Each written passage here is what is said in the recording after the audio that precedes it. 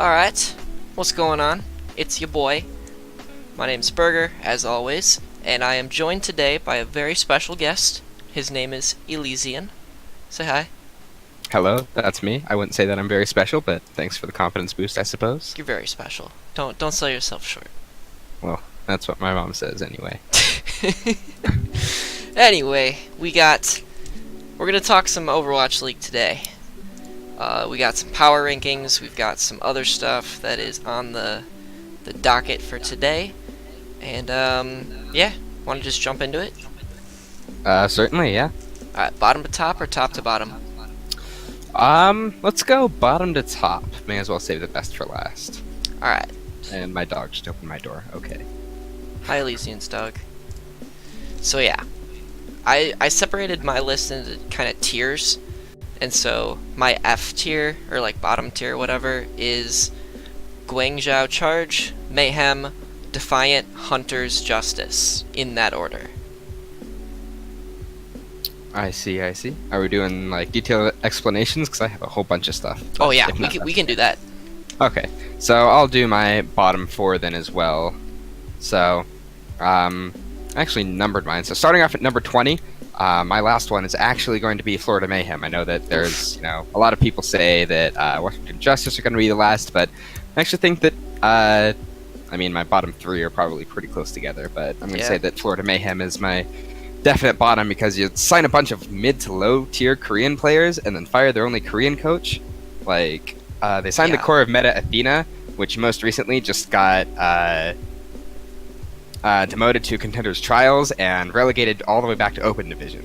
So, even like this core wasn't the one that got relegated to Open Division, but I believe that it was the core that got relegated to Trials. So that's not very fun. Yeah, it'll be just Portivik in a sea of Koreans. Pretty much. And Sai player is arguably definitely still there, their carry player. He's a top tier Widow player, but the rest of the team, not so much. Exactly. Sai player, Insane Widow player, showed some prowess on, Soldier 76, McCree Tracer as well, but really none of those heroes are super meta right now, and not even an Insane Hitscan player can really carry the team completely. See, Stage 4 and Florida Mayhem's 1-9 record. So yeah. And Soldier in 2019, lol. Oh, mega lol. Unless you're Dafran, But yeah, I put Mayhem at 17, just because I think that their core can hold somewhat together, with a big old question mark right there.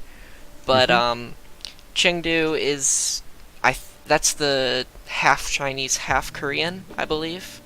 I believe Chengdu is completely Korean with some, I don't remember if he's Thai or Taiwanese, but okay. It's the Charge. Charge is the half and half team. But yeah, we saw how language barriers can be good and bad. Take the Dragons for example. They were basically their starting six was half and half Korean and Chinese, and we saw how well that worked for them. So I don't have very good thoughts about having a mixed language team. Obviously, if you're the Fusion, you can make it work. If you're the Shock, you can make it work. But those teams, they are not, and that's why I put them lower towards the bottom. I see. So I'm just gonna go up my next list. So my number 19 is Chengdu Hunters as well. So I have one question. What happened the last time a team made of Chinese Contenders talent and coached by RUI came to Overwatch League? The Dragons happened, that's what. Yes. So, fortunately they are backed by a better organization in Royal Never Give Up. But, oh, okay. I did not know that that's who owned them. Yeah, so they have a much better organization, so they won't have the management issues, but, a lot of the players, like, I believe Bacon Jack and Yang Xiaolong, they haven't played professional Overwatch. They were PUBG players for a while, right? Exactly. They quit Overwatch, playing professional Overwatch for over a year to play PUBG and maybe other games. I'm not entirely sure. They haven't played professionally since the days of Miraculous Youngster over a year ago. So I don't know if this is going to hurt them. I'm assuming it will. Lack of experience is never a good thing. They were some of the most dominant players, but that was a year ago, and the skill cap, if you will, has definitely increased a lot since then. Yeah, like especially like when you look across the league, like I would say that our Overwatch is arguably the esport with the smallest gap between Western and Korean players, just because of how closely that they compete with each other on a regular basis. And like take League for example, right? Like Korea, China, they're so far above like what we would call Western teams that like you go to Worlds, and unless you're Cloud9, you get stomped every time. Yeah, pretty much. The one redeeming factor for this team is the fact that RUI definitely redeemed himself, taking a second place finish at this year's World Cup. Mm-hmm. But he's lacking a lot of like the quote-unquote carry players like Gushui and Leave that were on Team China. So Yeah. who knows how he'll fare this season, but that's quite frankly not the most impressive roster. Good organization, but aside from that, there aren't many bright spots. Yep. And then, sorry, I put Toronto at 18. Oh, my heart. Yeah. Let's see this roster real quick. Okay. I now regret putting them so low now that I'm looking at the roster again. I see Neko, Envy, Asher, and then I'm like, okay, that could work. But yeah, I might actually I'm gonna swap Toronto and Guangzhou, put the Charge at 18 and Toronto at 16, because yes, these are Overwatch caliber players, right? But Asher is a backup DPS. Envy is very good. Neko is average or slightly below average, on their teams last year. And then I don't know a whole lot about the other players on the team, so Toronto's just a big it's a big unknown for me right now. And once I see more matches, we might come back to this list and have it change. But right now I just don't know. I don't have enough information to make an educated guess right now. Right. Yeah. So I sort of follow Created Contenders, and the majority of this team came from O2 Ardiant, Ivy, Stellar, Yakpung, Aid, and Roki, I believe. They came in second. They lost to, I believe, XX Gaming, that's right, in the finals of Season 1, but then were knocked out in the quarterfinals of Season 2 to Metabellum. So they have mixed results. I have them higher on my list. I'll go into detail later, but it's hard to say, honestly. Yeah. I mean, having 5 players from the same team in Contenders definitely will help because of pre-existing synergy and whatnot. We saw how much that can affect the team. If you look at some of the World Cup teams, Team South Korea is basically just NYXL.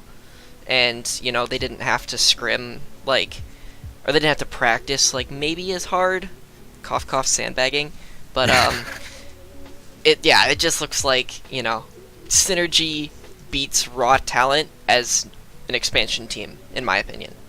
I would definitely agree with you there.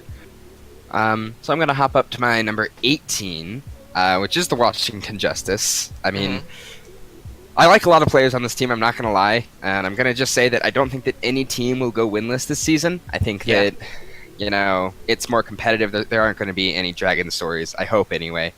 But, the Washington Justice aren't 76, great. 26. 68, yeah. Yeah. So, to start off, the elephant in the room, the budget issues and the scandals and everything, buying off Wizard Hyung and Janice from NYXL cost a lot, apparently, and that left some scraps to build for the rest of the team. And I mean, they do have a pretty solid, I guess, core of Overwatch League veterans in Otto, Janice, and Guido, but none of them were really considered, hard carries or even towards the top of what they did. Janice was a good tank for NYXL, that's why, they utilized him.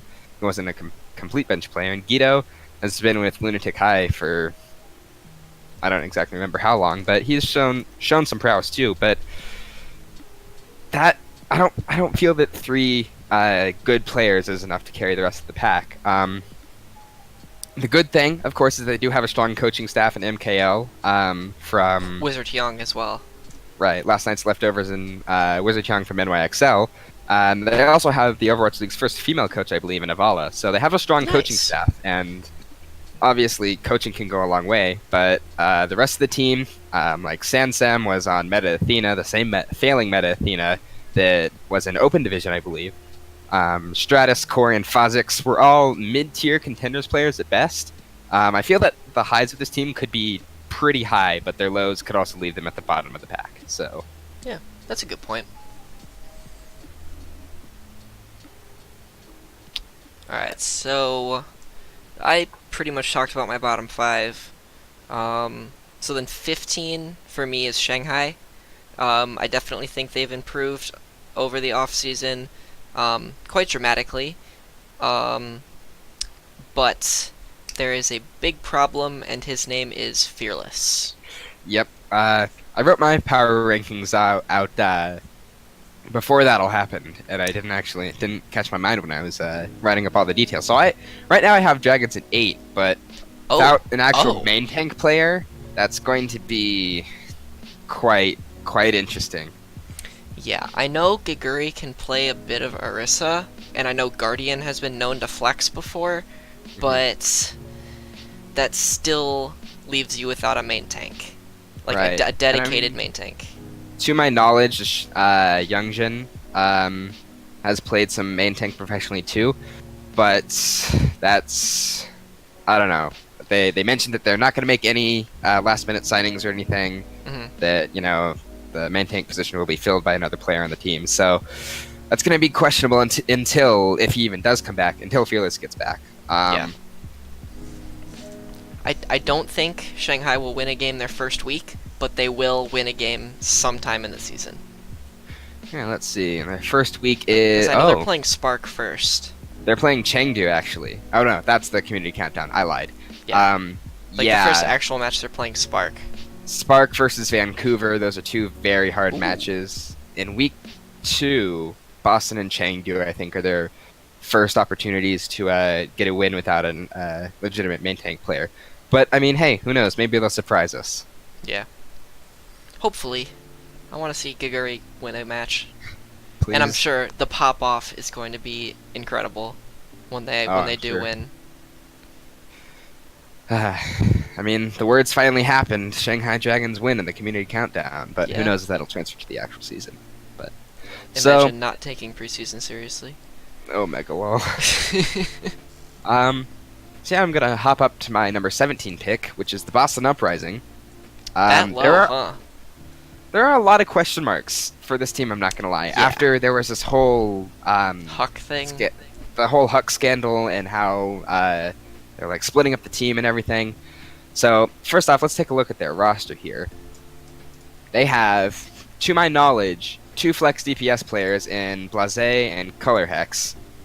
And Color Hex is banned for, I believe, 2 or 3 games. So hope for goats, I guess. And Kelix was weak last season as a mercy player. They do have 3 tank players and 3 support players. This is true. So sorry, Blase. Looks like it's brig. Looks like it's brig duty for you. But yeah.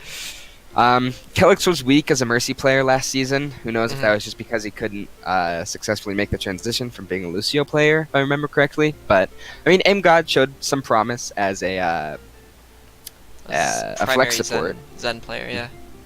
I haven't seen much of his Ana, but I'm not really sure. But Alamau was also a very cool signing to be a dedicated Lucio player.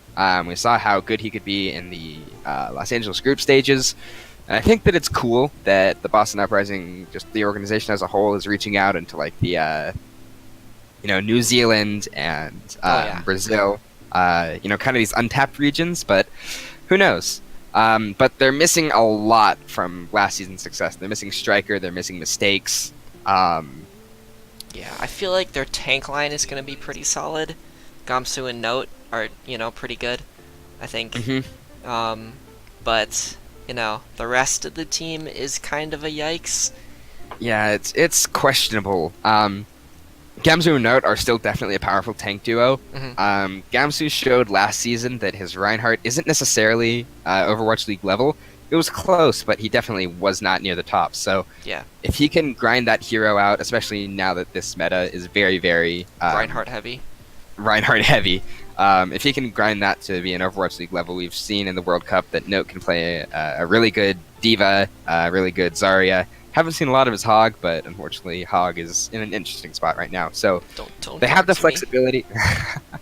They have the flexibility in the off-tank slot. We'll just have to see if Gamsu can be up to par. Yeah.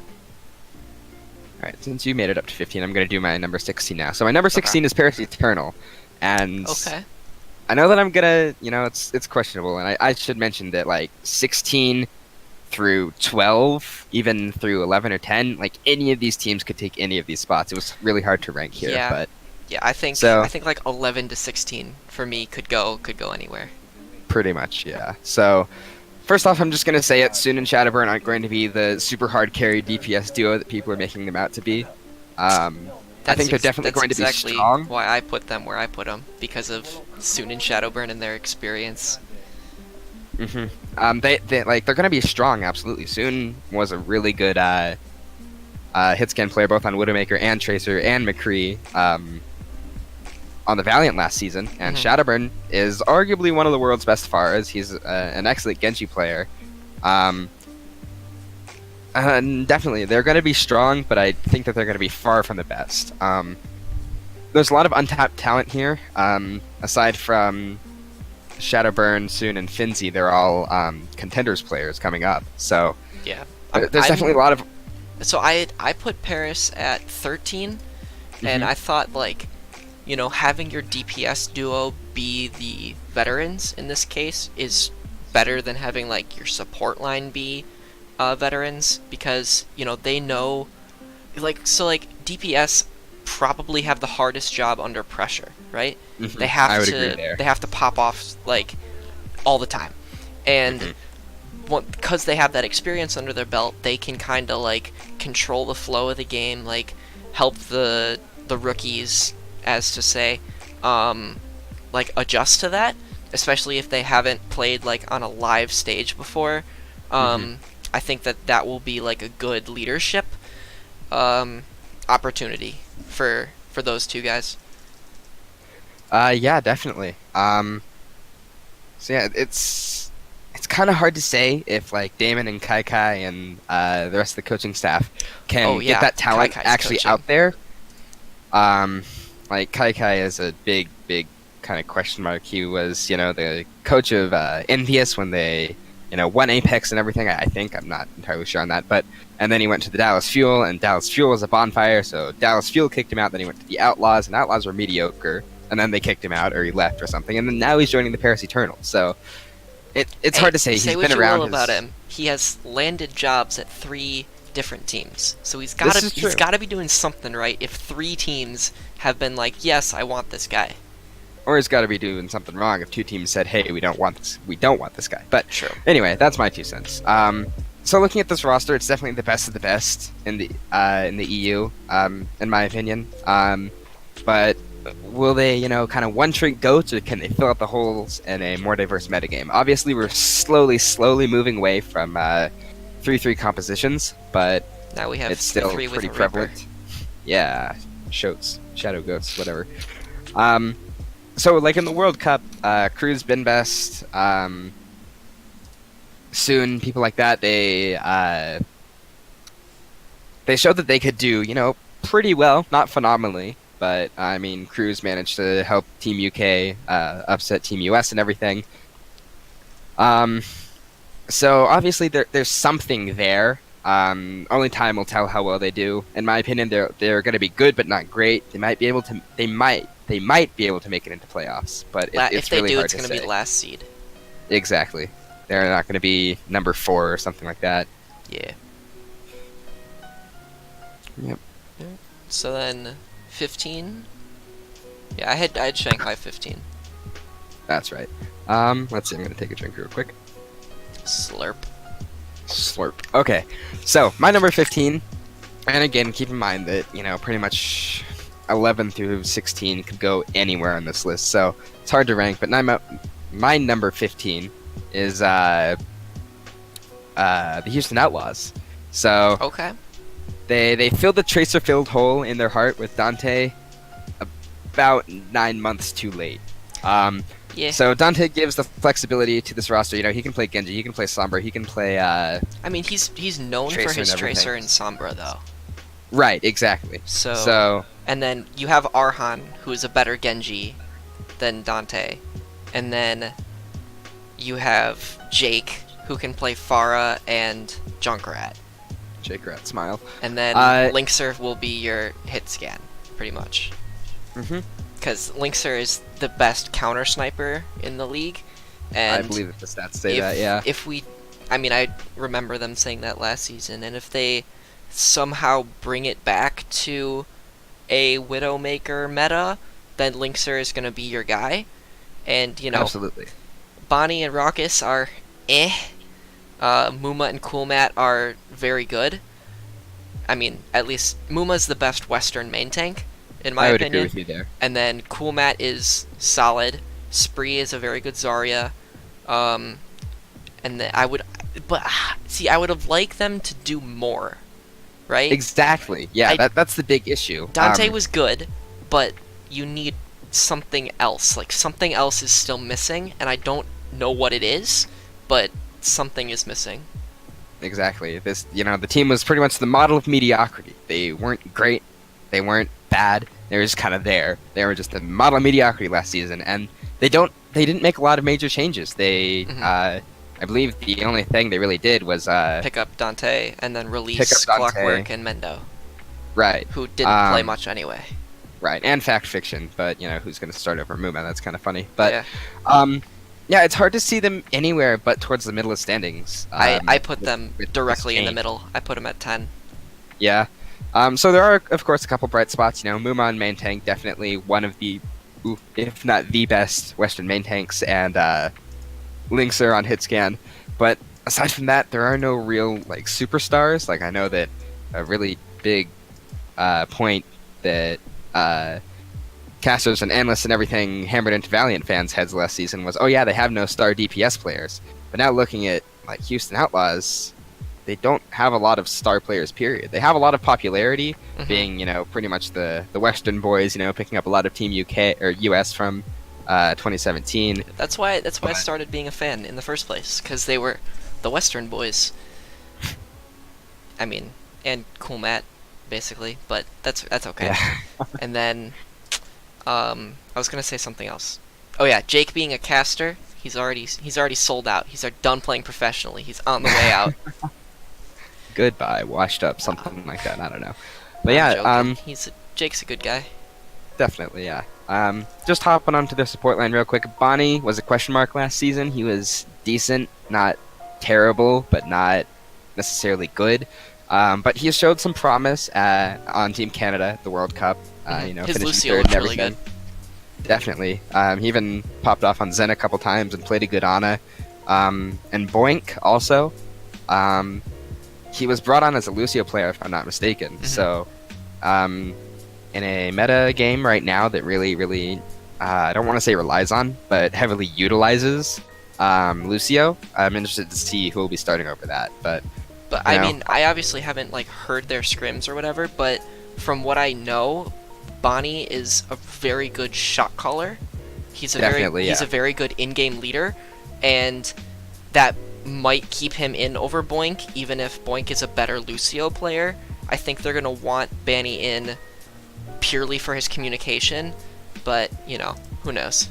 Right, yeah. So let's see, what is your number 14 here? 14 is Atlanta Reign. Hey, me too. Look at that. But yeah, so this team to me is, can you keep Defran from becoming XQC? Exactly. And can you give him the tools that he needs to succeed as both a player, a person, and a streamer? You know, because obviously he's super popular, he's super talented, but, you know, can he not be XQC? Because I think a lot of Dallas' problems last year were the lack of a solid main tank for a while. I mean, OGE didn't really, like, solidify as a decent player until late. Right, yeah. And that's when GOAT started to become a thing. So, that's basically all I got, is just keep the Fran out of trouble, keep him popping off, keep Gator happy, and then I think they'll be good. Pretty much. So hopping in here, I actually need to check something on this Wikipedia. Okay, so they have the strong tank core in Dako and Pokpo from they're from Element Mystic, if I'm not mistaken. I think so, yeah. And if you look at their achievements and results and everything, they did decently in contenders. Element Mystic usually made it to playoffs, or they made it to playoffs in Season 1 and 2, and then they made it to the finals in Season 3, but that wasn't with Dako and Pokpo, so that's beside the point. But they've done, you know, at least decently in every tournament that they've played in, and they've proven themselves to be, you know, at least capable of playing on stage and playing in a professional setting like that. So I don't know if they're going to be hard carries, but they definitely have a lot of potential there. Yeah. And let's see. I think that the most slept-on player right now is definitely Erster, the projectile player from Lucky Future Zenith. I mean, look at his results page. First place in Contenders China Season 2, first place in the Land Story Cup, first place in Contenders China Season 1, first place in the Pacific Championship, first place in the qualifiers of Pacific Championship. You know, he has a lot of experience under his belt there. He's only 18, so he's young, kind of, I don't want to say unproven talent, because it's obvious that he's proven himself, but inexperienced, maybe? Maybe, like he has room to grow, I guess is what I'm trying to say. I'm just still laughing at DeFran's picture. It's great. It's great. But yeah, anything else for Rain? Let's see. Looking at this, Kodak and Masa, I don't actually know how to pronounce his name. Masa, I don't know. He's proven himself as a good, really solid main support player. And I know Kodak's a good Zen player as well. Right. So Masa was on Gigante last season, and actually for a while before that, I believe. Yeah, he was on Gigante since the beginning of 2018. They made it to the semifinals when they were knocked out by future champions Eagle Gaming. So he also has some experience there. Oops.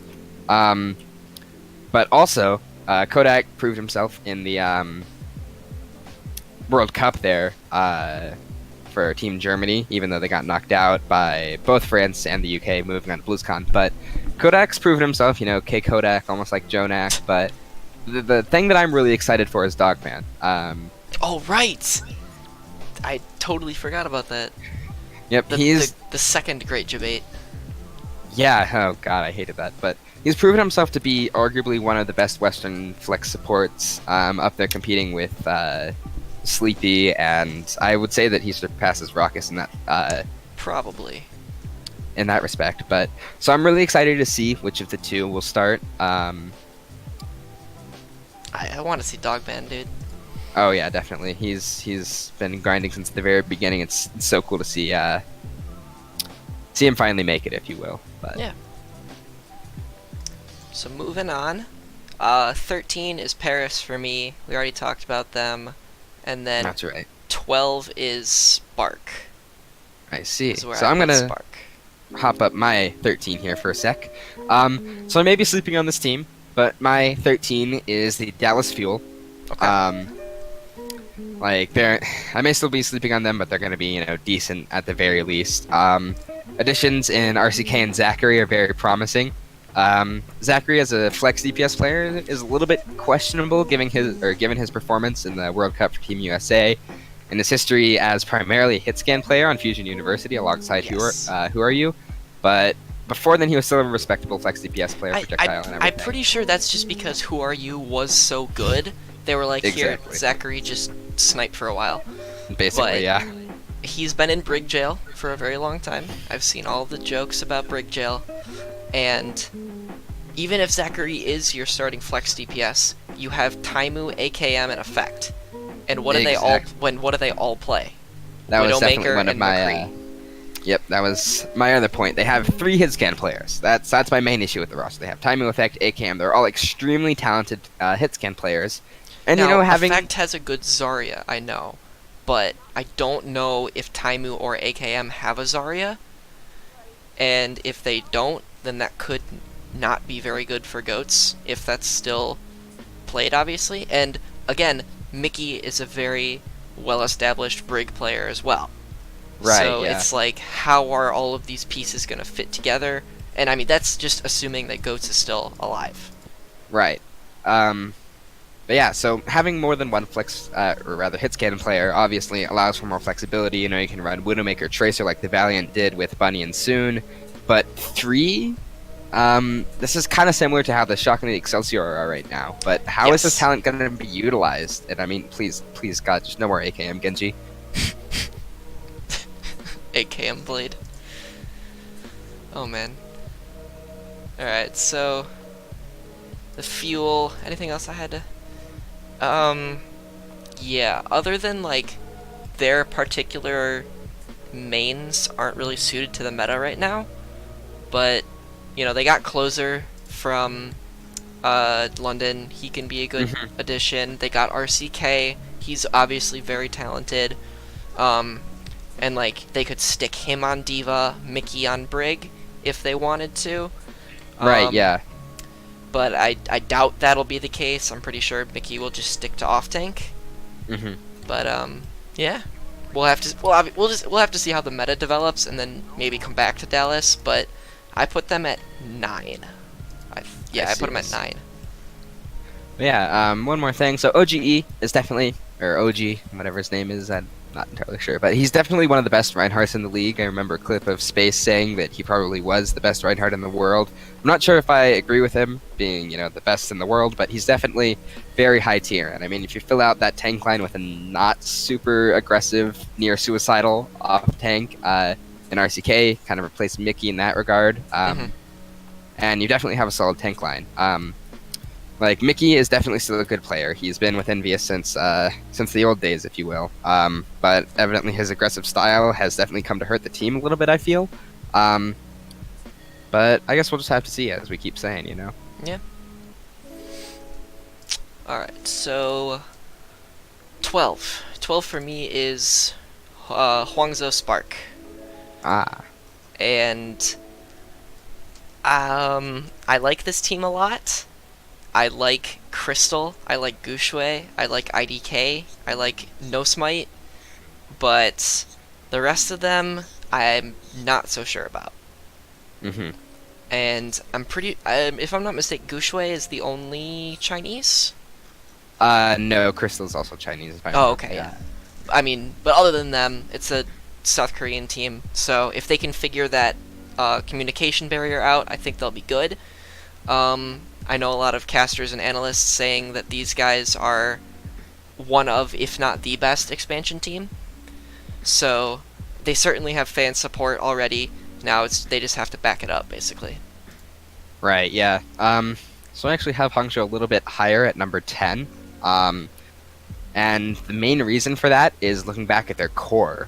So let's take a look at, like, Nosemite here. So he's the main tank player there. He played on X6 Gaming before now, which was the team. Do you think he's going to start over Gushui, though? That is a good... Because you saw how good Gushui was at the World Cup. Right, yeah. So Nosemite and Rhea, yeah, he's his off tank, were part of the X6 core that pretty much destroyed Contenders Korea Season 1. So they have a lot of synergy there, but there is the big question. Nosemite and Rhea are already a great tank duo, but how is Gushui going to fit in the mix there? He was a breakout star at the World Cup, but is he quite good enough? I haven't seen a lot of Nosemites play recently, so it's hard for me to say. But they have a very strong core from X6 Gaming, one of the best in Korea, and they have people like their branding, so they've already won in that respect. Yeah. Alright, So so let's see. moving on up. 11, I put Boston. Ah, We touched on Boston. Yeah. What's your number 11? so my number 12 actually Oh, okay. is Guangzhou Charge. Okay. So I think that it's a bit of a sleeper team. People are kind of are underestimating them. You know, they kind of have a mixed roster. You know, they have Eileen and Only Wish, which are Chinese, I believe. Kib, who's British, and Nero, who is American. But it's otherwise just a Korean team. They have the core of Metabellum, which was a higher tier, but not the best contenders team. And going back to your point about the language barrier, Mm-hmm. if I look at the Guangzhou Charge here, to my knowledge, there's only one player that would be kind of on the outside looking in terms of language. I believe that the only player starting that wouldn't be Korean would either be I believe it would be Kib, the Flex DPS player. Yeah. So there won't be a huge language barrier there, like, you know, the Fusion had Korean and Israeli and Finnish and French and et cetera, et cetera, et cetera. But so that's Yeah. my, And you know, if kind you of want to good match thing. up the English speakers, like if you put Nero and Kib as your DPS, you know, that would help them, but I don't know about the rest of the team. And obviously, you know, so on and so forth. If you just start Eileen and Happy and then keep Kib and Nero on the bench until they learn Korean or something, or the rest of the team learns English, you know, it's just kind of a question mark for me. And I don't like language barriers unless you're the Fusion. So, yeah, we'll just have to see. Definitely, yeah. Let's see, I'm gonna hop up to my 11. So my 11 is actually the Toronto Defiant. Okay. So they have the strong O2 Ardeant core. It's supported by Overwatch League veterans in Envy, Asher, and Neko. So my only issue, of course, is the fact that O2 never really got super far in. I messed up my computer. There we go. They never got super far in contenders. So if I hop over to Toronto Defiant and look at, what's that, Yakpung. Yeah, they made it to, you know, second place finish in season 1, where they got blown aside by X6, which were pretty dominant that season, and then they made it to the quarterfinals in season 2. So it's a bit of a question mark. I still think that they have a lot of potential. Let's see. In They were 16 for me, just because, you know, I have no doubt that they're good players. I just don't know how they'll stack up to the rest of the league, and Right, I think that's why I put them so low. But yeah, that's you know, sorry. obviously they could be. I think they're one of the most underrated teams. I'm pretty sure. Yeah. My big seller for this team, however, is Bishop, the former head coach for London Spitfire, Right. is now the head coach for Toronto Defiant. So, I feel that with a strong coaching staff there in Bishop, Bubbly, and Dawn, let's see, Bubbly has coached for the Seoul Dynasty and Team Kongdu in the past, and Dawn has actually coached for the LA Valiant, Immortals, and Team Kongdu in the past as well. So, Okay. so they have a lot of they have a very strong coaching staff, and so I guess it's just time to see if they can bring these you know, this decent core up to the top. Yeah. Yeah. Cool. So, all right. So then, 10 and 9 we already talked about, for me at least. That's Outlaws and Right. Fuel as 9 and Um, 10. And I already talked about Hangzhou for my number 10. So Mhm. my number 9 is Seoul Dynasty. Yeah, I put them 8. I see. So let's So- let's talk about Seoul. I think that they're gonna be stronger than last year, but Yes. And the reason is Swing's a giant hammer. yes. So Fissure is obviously the standout signing of the offseason. You know, he was on Spitfire, then he was on Gladiators, now suddenly he's on Seoul Dynasty, and he had expressed interest in joining an all-Korean roster previously in the season, so hopefully this will be a good kind of mental boost for him. Maybe he'll be able to play more comfortably and thereby play more effectively. Just But never let me see Jae-hong on Ryan ever again. But other than that, I'm definitely good. not Monkey. Yeah. And Marvel is also a. See, I don't want to say decent because that makes him sound almost bad, but he's a good player as well, a very good main tank, and he has existing synergy with Michelle. So the important thing here, I will say, is that they got rid of the kind of the too many cooks in the kitchen scenario that they had going on last season. Instead of having like 17,000 different coaches, they now just have KDG, Chengun, and Why Not. KDG has formerly coached for Six Snakes, I don't know, in EU, I believe. Chengun used to be on the Spitfire and GC Busan, and Why Not has coached for O2 Ardent. So they also have a strong coaching staff that, along with superstar players like Fleta, Fissure, arguably Zunba, and Munchkin as well. Like they have all the pieces. The question this year is just if they can put them all together. My hot take for the Seoul is that none of the new additions will start week 1. The starting lineup I think is going to be Fleta, Munchkin, Fissure, Zunba, Jae-hong, Toby. I don't think they're going to dip into their backup players for week 1.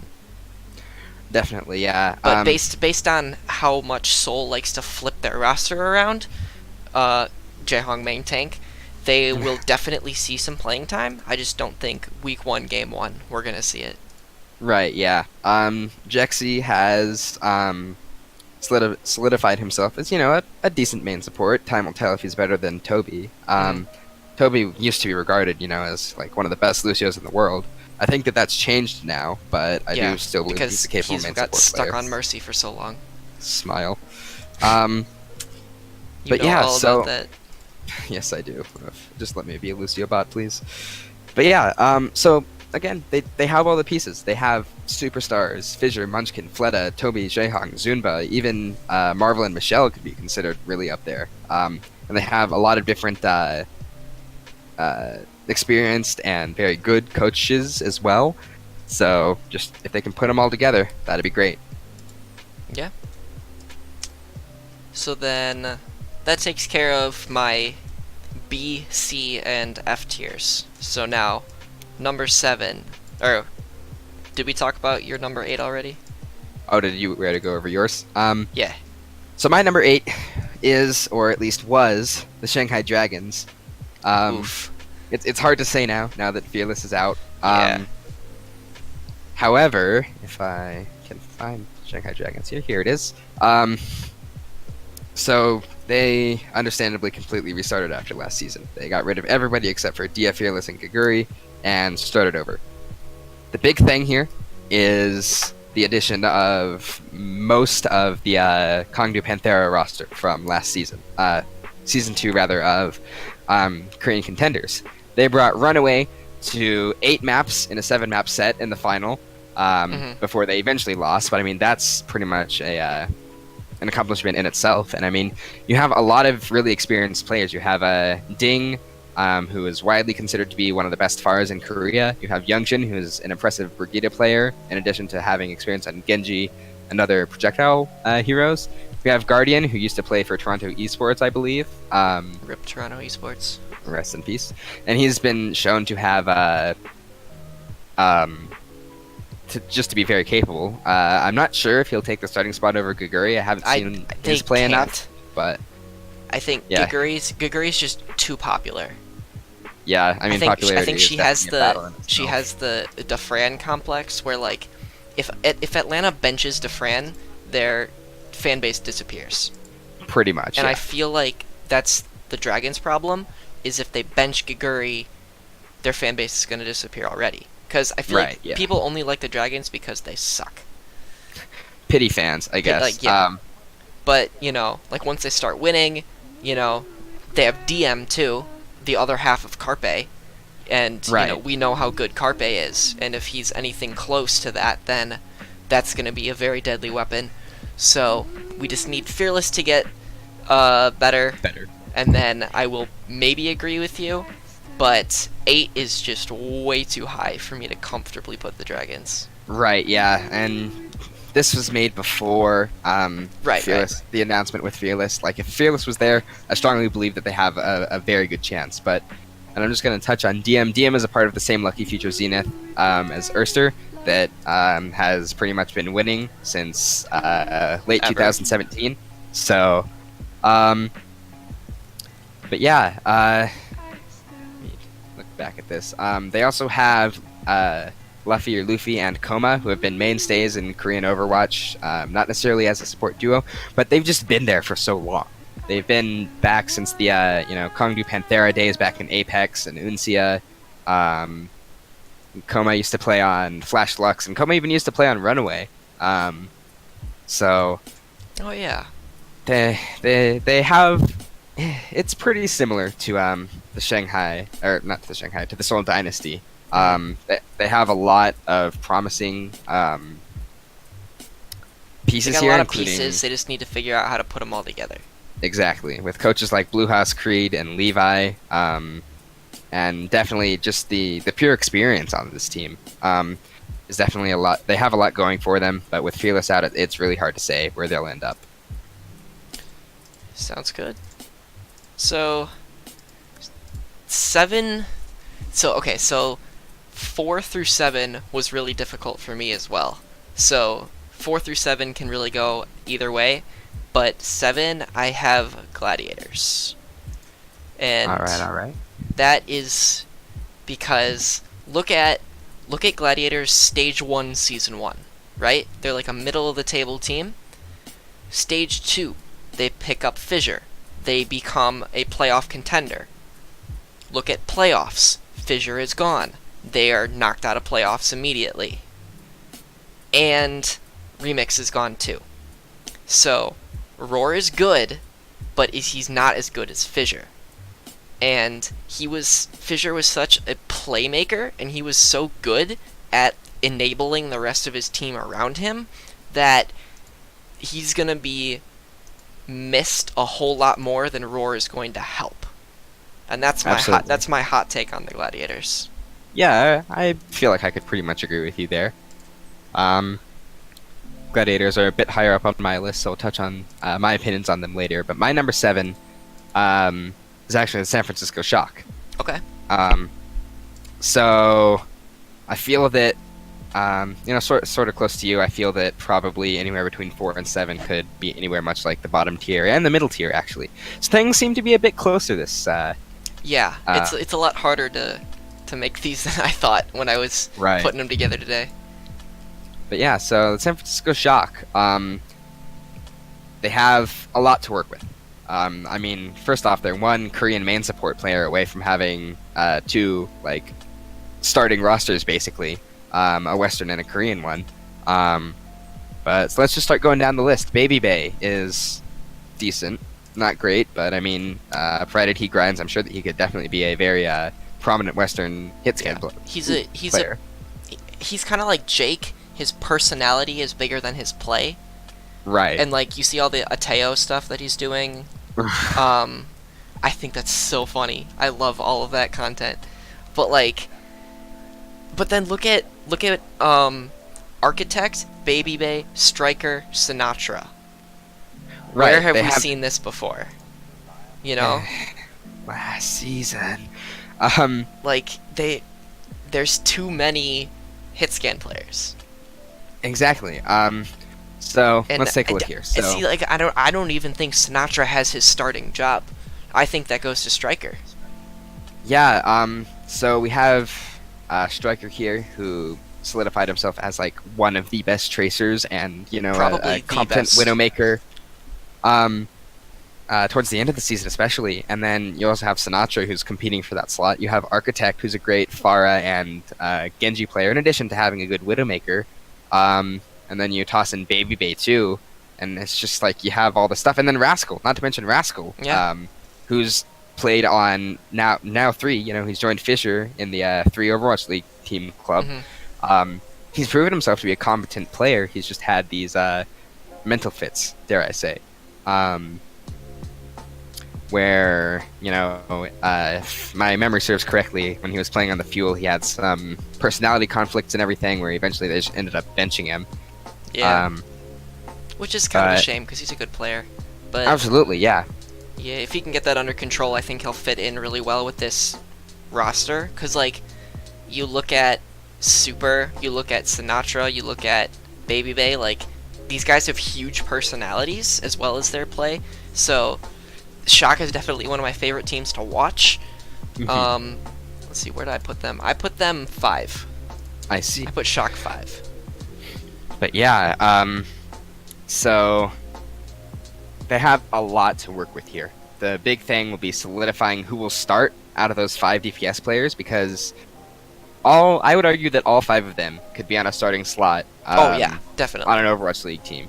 This was pretty similar to what they had last year between Dante, Sinatra, Baby Bay, and then Architect coming in. Right.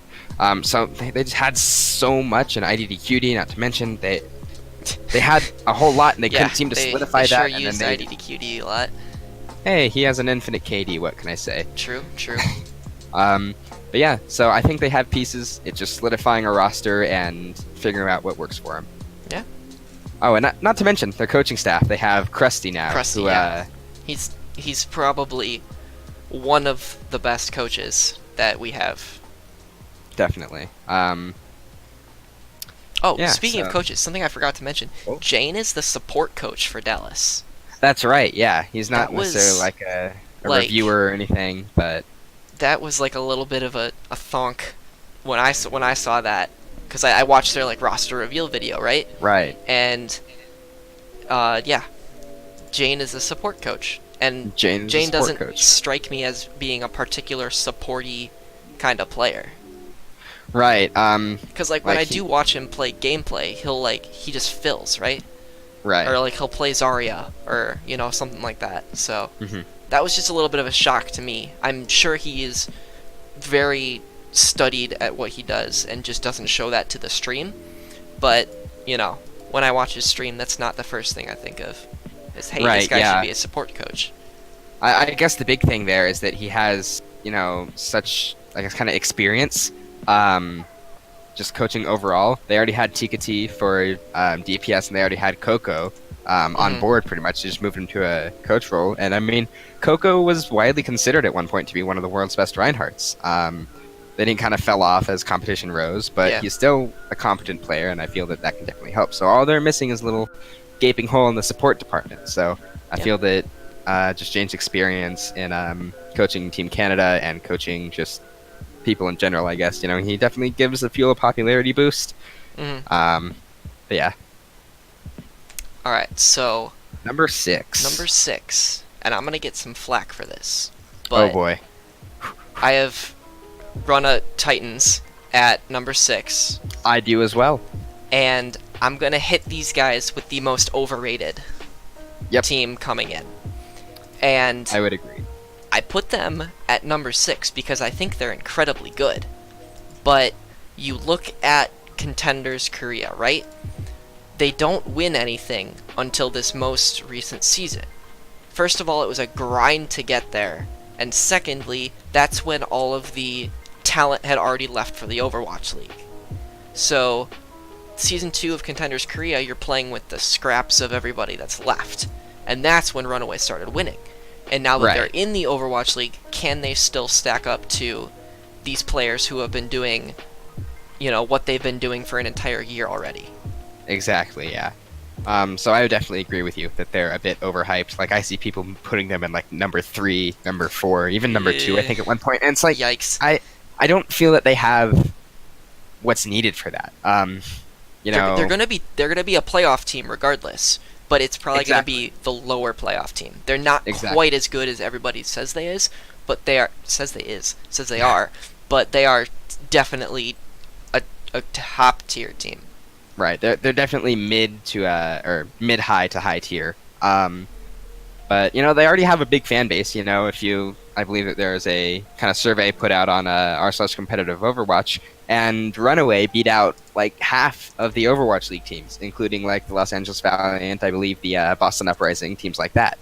So, they already have that going for them. So, as I said with Spark, branding is a game, a battle within itself, and they've Mhm. already been close to winning that. So, They should have given them pink, though.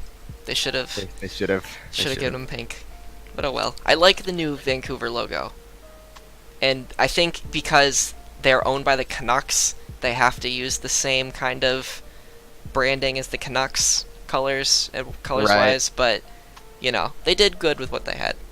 Exactly, yeah. And unfortunately, as a fan of another hockey team, I can't support anything owned by the Canucks. But I feel that the Vancouver Titans will do well. Maybe not as well as people are hyping them up to be, or maybe I'm just plat chat. You never know. But again, time will tell. They have a very strong core. They only added Repel, who I believe played on. Was it Element Mystic or X6? Got me there. Find. Vancouver Titans. Repel played on Element Mystic. Okay, yeah. For flex support, but they already have Twilight there. I don't know, but they have a lot of strong DPS players between Stitch, Hureg, Haksal, and Seominsoon. But that's 4 DPS players and 2 tank players and 3 supports. So again, a little bit heavy in the DPS department, but I guess that's good for flexibility. Haksal and Hureg. I mean, Hureg's played for the London Spitfire and was decent, not necessarily good. I mean, you can't. But he stepped in for Birdring. He's not going to take a starting spot over Prophet or Birdring, but when Birdring had to step out, he did fill the role that he needed. So, right. Gotta give him props for that, I guess. Exactly. But yeah, so they have a pretty strong core, and they have I don't know how to pronounce his name, but like Pajian, who was the former coach for Fusion University, who is still undefeated in contenders. They haven't dropped a single match, so that's obviously he's doing something right. So they picked him up. They have that. They have Harsha, the previous analyst for the Shock. Yeah. So again, a lot of good pieces here. They have they have the fan base, they have the skill, they have the support in the organization. They're run by Luminosity Gaming, if I'm not mistaken. So they have they have the tools that they need to succeed. So yeah, so cool. Good but not great in my opinion. Yeah. So. Alright, so that'll take care of 6 and 5 for me, because we already talked about the Shock. So that will bring me to number 4 as the LA Valiant. So my Valiant is actually number 5, and I have a big old monologue here. So I'm just gonna start here. Right. So we're almost at an hour, so this has been fun. Okay. Yeah, we can go forever. So I mean, I'm a Valiant fan, and I'm rating them lower than the Gladiators personally. But every time I hear it, I'm a space fan. I like to say that. So. But they lost soon. They lost a super important player. Yes, they did. They did, but I want to kind of say, so what? It was drilled into like every Valiant fan's head during the season that they had, no superstar DPS players. So why is suddenly the loss of one of these mediocre players so crushing? That's my big issue with that argument. I think it has to do with the popularity, kind of. Right. Yeah. Because the soon. I'm gonna miss that.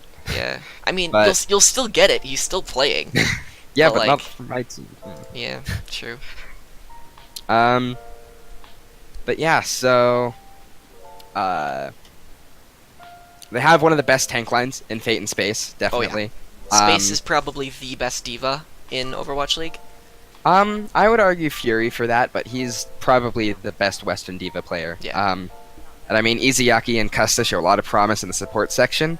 And as far as DPS goes, there's not a lack of hitscan talent per se on the Valiant. Between KSF, Bunny, and Kariv, the Soon-shaped hole doesn't seem nearly as large, at least to me. Yeah. They may not have the same prowess. Kariv might swap between support and DPS again. Right. But yeah, I think Agilities has his starting spot pretty much locked up. Yeah, if I remember correctly, he mentioned on stream that it wasn't just going to be like him and somebody else starting there. It's going to be a bit of a rotation, but I feel that his projectile is better than KSF, unless KSF is like massively grinded during the off season. Mm-hmm. But I mean, KSF can play Widowmaker, Bunny can play Widow and Tracer, Kariv can play Widowmaker Soldier, Genji. There's such flexibility here in this DPS pool that I don't feel like this, soon-shaped hole is going to be as large. They may not have the same prowess that they did at the end of the last season, but they're still strong contenders for the top of the league. And, while they still lack a quote-unquote hard carry, according to some people, they're still quietly one of the best teams in Overwatch. Sounds good to me. So Valiant was your 4, and then you had it was my 4, and then you had Shock at 4. I had Shock at 7. Oh, my number 4 is actually the Los Angeles Gladiators. Okay. Alright, we went over that. Right. The one thing I can say for Gladiators is I hope that the $300,000 for Decay is worth it. But oh, so Sinatra's not Mr. 150K anymore. We have a new Mr. 300K. Exactly. Oh, holy cow, that's a lot of money. That's a lot of money. I wish I had that much money. Jeez. I do too. But yeah, so for some reason I can just feel that our top 3 are going to be the same, if not very similar. London, New York, Philly? Yeah. Okay, cool. I mean, if NYXL stops sandbagging, then I think they can take number 1 back, and I think it was just playoff pressure that won London last season. Mm-hmm. They didn't make any... No, well, they kind of made some changes. They picked up Krillin and Guard. Right, yeah. I don't know anything about those 2 players, so I can't really make a, any educated guesses on them yet, but, Gesture is fantastic. Birdwing and Prophet are both very good. Birdwing just needs to stop getting hurt. Yep, exactly. Nuss is solid. Fury is very good. Bedosin is very good. So, I think they're gonna be top 3. Yeah. Probably number 1. But maybe I'm C9 biased. Who knows? Yeah, I mean, I have them as my number 1, and I mean that's just simply because it's hard to bet against last year's champions. Yeah. People may argue that, it was, they stumbled into a playoff meta that helped them, and to an extent I agree with that, but they have a super flexible yet pretty compact roster. The big question mark for me is Jesse's Reinhardt, because he was avoiding that for some reason last season, but he has potential to be a top 3 main tank overall, and Fury is arguably the best diva, if not the best off-tank in the game right now. Mm-hmm. And Prophet and Birdwing make up one of the most daunting and flexible DPS duos in the entire game. They can play Genji, Tracer, Dive, either one playing either hero, with little to no drop in skill. And Guard from Element Mystic only adds to this roster's flexibility. I believe that he's a more projectile flex-based. And I mean, Nuss and Bedosin are a strong support duo as well. And there's some unproven talent there in Krillin. Who knows, it could be another Jonak story, Jonak came from pretty much nowhere. So that's what I have for London. Yeah, New York is kind of the same thing we've been saying with the Shock and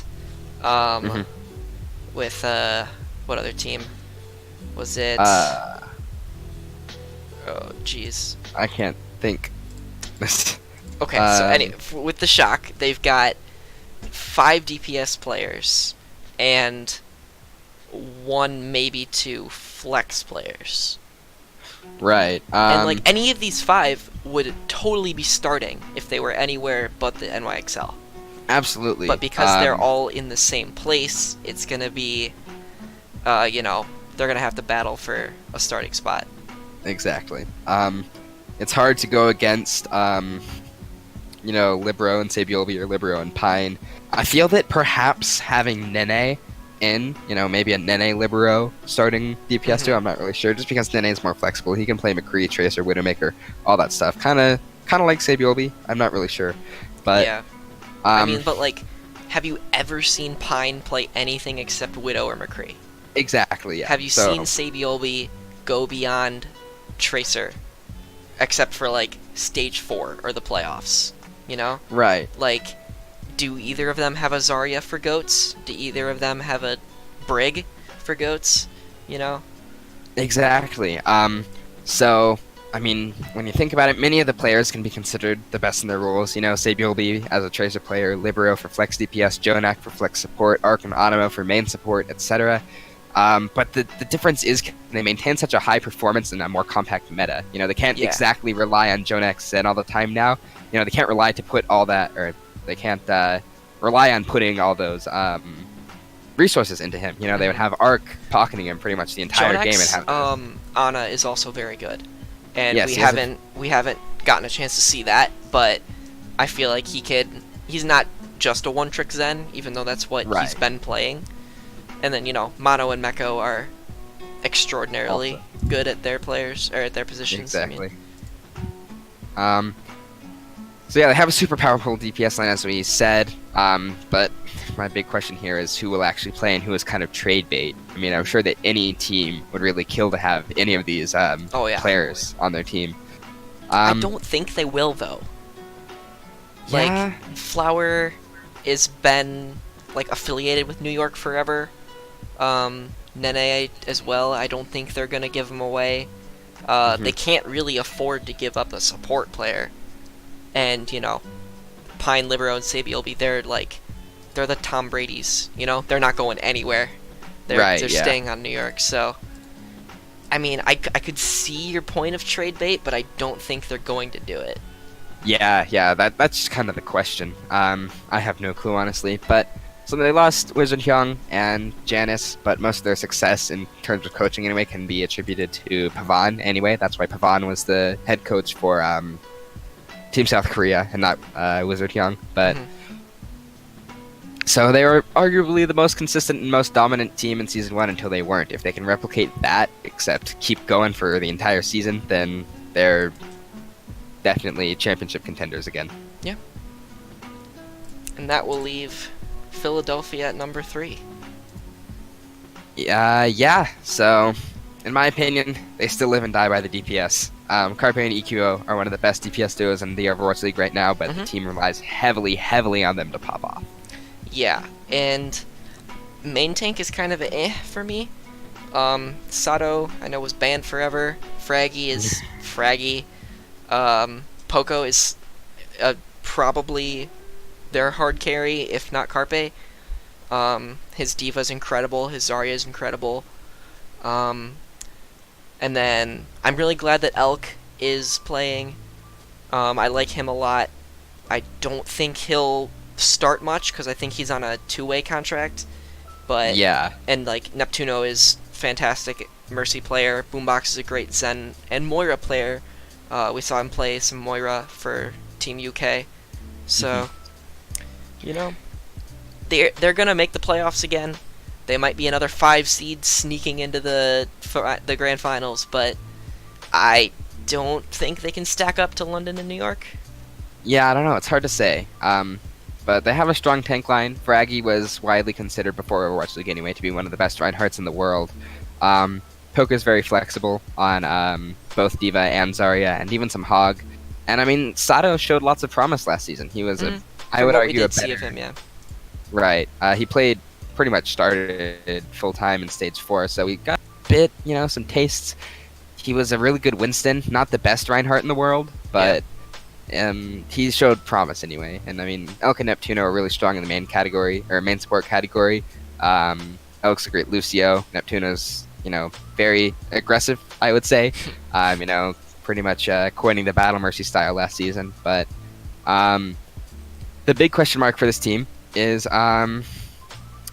Boombox. You know, his Zen was, you know, okay. He wasn't the best. He was by far. I think far from the him worst, and but... Raucus, I think, traded off being the most mediocre Zen in Overwatch League.